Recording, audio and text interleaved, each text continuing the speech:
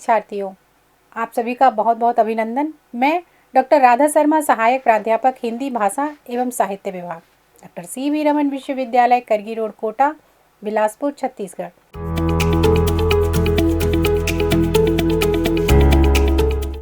पिछली वाली वीडियो में हमने आपको हिंदी का उद्भव और विकास के बारे में बताया था। आज हम आपको बता रहे हैं हिंदी भाषा के रूप। हिंदी भाषा के विभिन्न रूप: बोलचाल की भाषा, रचनात्मक भाषा, राष्ट्रभाषा, राजभाषा और संपर्क भाषा। बोलचाल की भाषा, इसे आपस में बातचीत करने की भाषा कहा जाता है। यह भाषा दैनंदिनी भाषा है। जब कुछ लोग इकट्ठे होते हैं तो आपस में वार्तालाप करते हैं। लोग विभिन्न भाषी तथा प्रांत निवासी हो सकते हैं, अतः उनकी भाषा मिली जुली भाषा हो सकती है। वे हिंदी अथवा अपनी भाषा को मिला जुला कर बोलते हैं। इसे हम खिचड़ी भाषा भी कह सकते हैं। यह बोली भी हो सकती है। प्राय शिक्षा, संस्कार, पालन पोषण, व्यवसाय, सामाजिक स्थिति तथा वातावरण आदि के भेद से व्यक्ति की भाषा निर्धारित होती है। जो जैसे परवरिश, संस्कार तथा समाज से जुड़ा रहता है, वैसी ही उसकी भाषा होती है। एक व्यक्ति की भाषा किसी भी कारण दूसरे से नहीं मिल पाती। स्पष्ट रूप से यही उचित प्रतीत होती है कि भाषा के जो भेद समाज में दिखाई देते हैं वे उचित ही हैं। उनमें भेद की स्थिति के कारण कई हैं। भाषा विस्तृत तथा व्यापक है। कभी कभी भाषा के अंतर्गत कई बोलियां समाविष्ट रहती हैं। यह एक प्रक्रिया का परिणाम है। हर समाज तथा हर एक क्षेत्र की अपनी अलग अलग बोलियां होती हैं। बोलियां ही विकसित, बहुप्रचलित तथा साहित्यिकता प्राप्त करने के कारण भाषा का रूप धारण कर लेती हैं। इससे यह पता लगता है कि भाषा बोलियों का विकसित रूप है। बोली सीमित क्षेत्र में कार्य करती हैं तथा भाषा विस्तृत क्षेत्र में। रचनात्मक भाषा, रचनात्मक भाषा उसे कहते हैं जिसके द्वारा साहित्यिक कृतियां या रचनाएं निर्मित होती हैं। इसे हम सृजनात्मक भाषा भी कह सकते हैं। सृजनात्मक भाषा का स्वरूप इस तरह है। सृजनात्मक भाषा जिन भाषाओं का मुख्य रूप से साहित्य सृजन हेतु व्यवहार किया जाता है, उन्हें साहित्यिक भाषा कहा जाता है। यह भाषा बोलचाल की भाषा से कुछ सीमाओं तक भिन्न तथा परिनिष्ठ भाषा से बहुत निकट है। वस्तुतः भाषा तथा साहित्य का घनिष्ठ संबंध है। अतः एवं विश्व के हर साहित्य की अपनी निजी भाषा है तथा इस तरह भाषा एवं साहित्य प्राय एक दूसरे के पूरक से प्रतीत होने लगते हैं। बोलचाल की भाषा में कई शब्द अपरिकृत, असंस्कृत एवं अशुद्ध भी हो सकते हैं, पर साहित्यिक भाषा में इनका परिमार्जन तथा संस्करण अपेक्षित होता है। कवि तथा लेखक अक्सर इसी भाषा का व्यवहार अपनी साहित्यिक रचनाओं में किया करते हैं।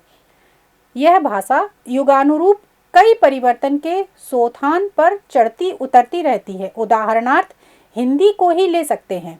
आदिकाल की साहित्यिक भाषा मध्य युग में व्यवहित नहीं हुई तथा मध्य युगीन साहित्य की भाषा भारतेंदु काल में नहीं देखी जाती है। द्विवेदी युग में आकर खड़ी बोली ने शुद्ध साहित्यिक रूप धारण कर लिया था, फिर भी छायावाद में उसका वह रूप नहीं देखा जाता। पुनः कई कविता ने तो अपने लिए नई भाषा का रूप चुन ही लिया था, जो प्रयोगवाद से बहुत भिन्न है। इस तरह कहा जा सकता है कि साहित्यिक भाषा सर्वाधिक परिवर्तनशील होती है तथा इसका क्षेत्र भी किसी भूखंड, प्रांत या प्रदेश तक सीमित नहीं रहता। इसे मानक भाषा भी कहते हैं। राष्ट्रभाषा संपूर्ण राष्ट्र में प्रचलित होती है। उसके थोड़े बहुत बोलने वाले, समझने वाले राष्ट्र के हर भाग में मिल सकते हैं। राष्ट्रभाषा अपने ही देश की भाषा हो यह जरूरी नहीं। एक भाषा का व्यवहार करने वाले अगर दूसरे देश पर अधिकार कर लेते हैं तो अपनी भाषा को राष्ट्रभाषा बनाते हैं।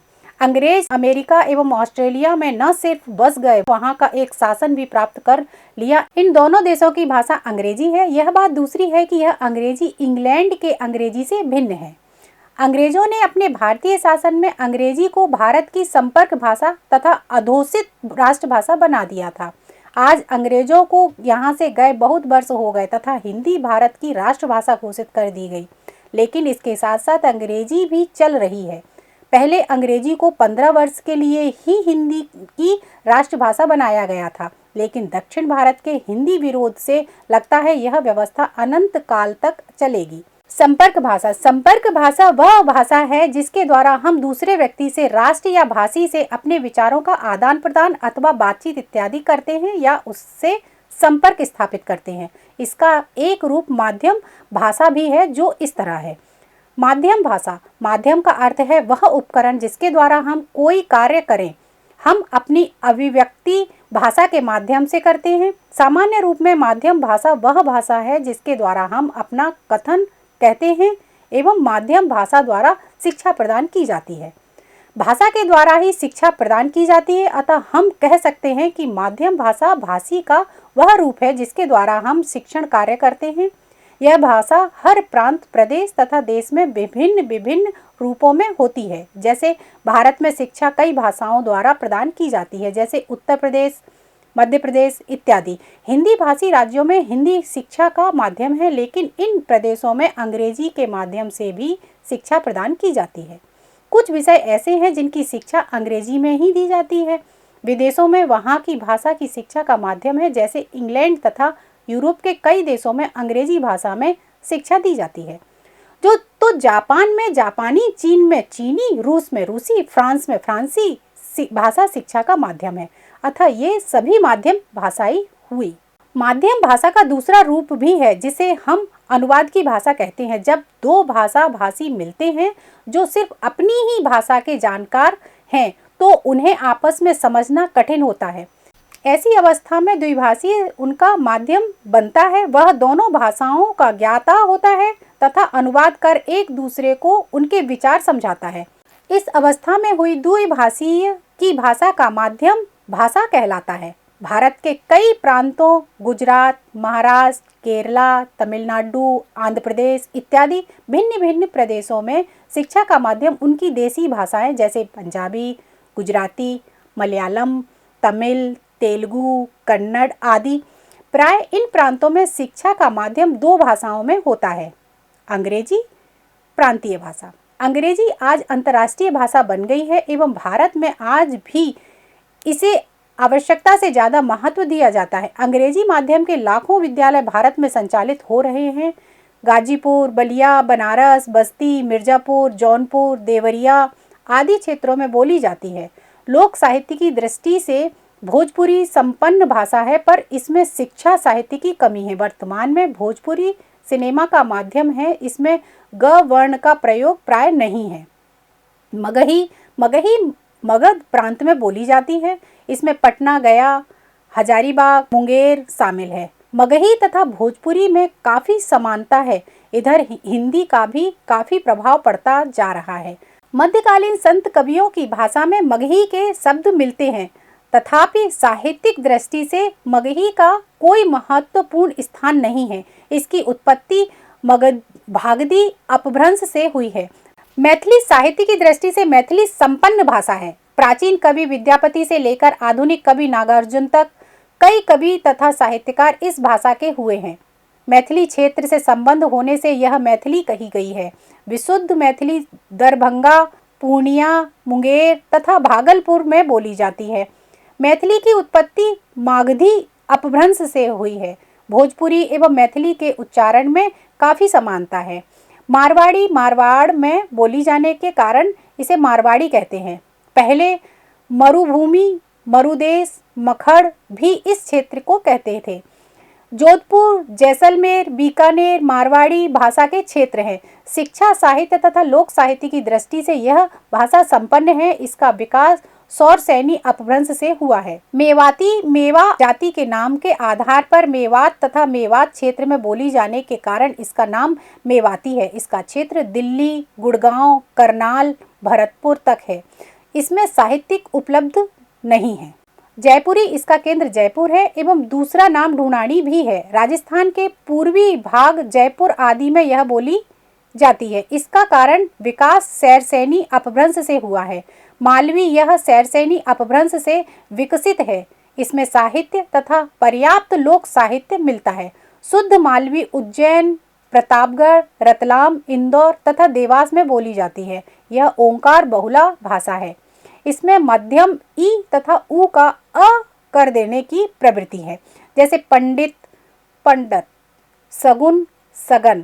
व्यंजन वर्षों में ण एवं ड़ में प्रचुरता से आता है। गढ़वाली, उत्तराखंड केदारखंड को ही गढ़वाल नाम दिया गया है।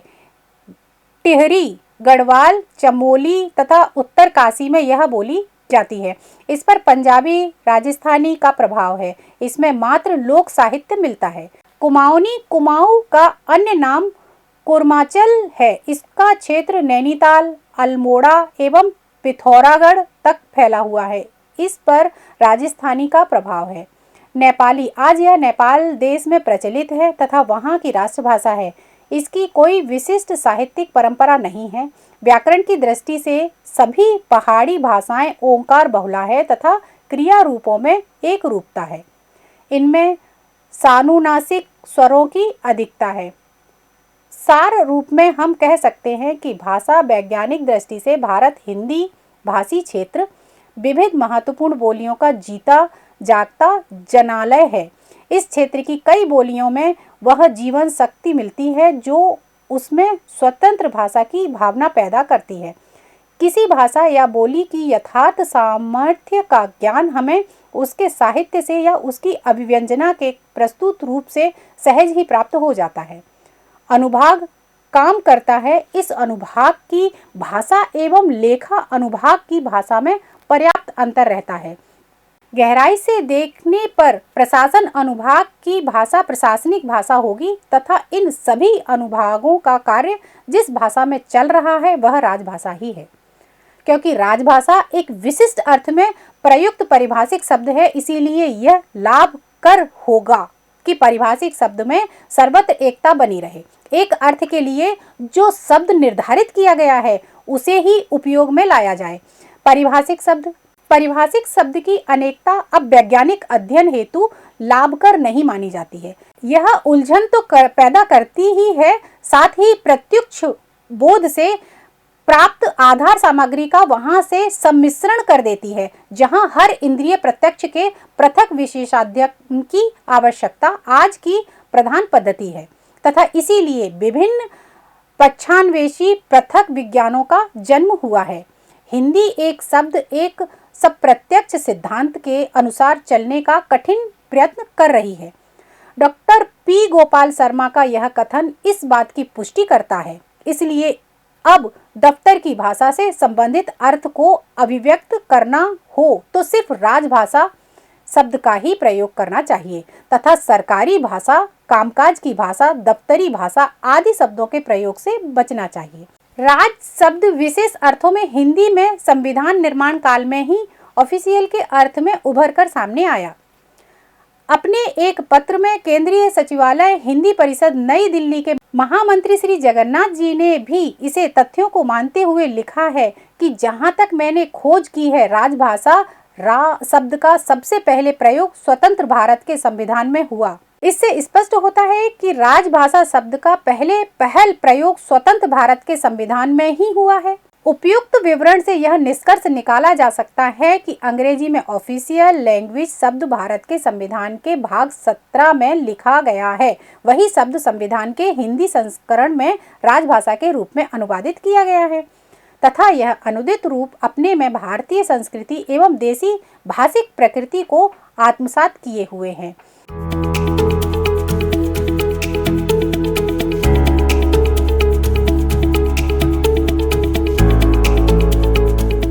प्रिय शिक्षार्थियों, तो आज हमने पढ़ा हिंदी भाषा के रूप। तो अब आगे हम एक नई वीडियो लेकर फिर से हाजिर होते हैं। तब तक के लिए नमस्कार।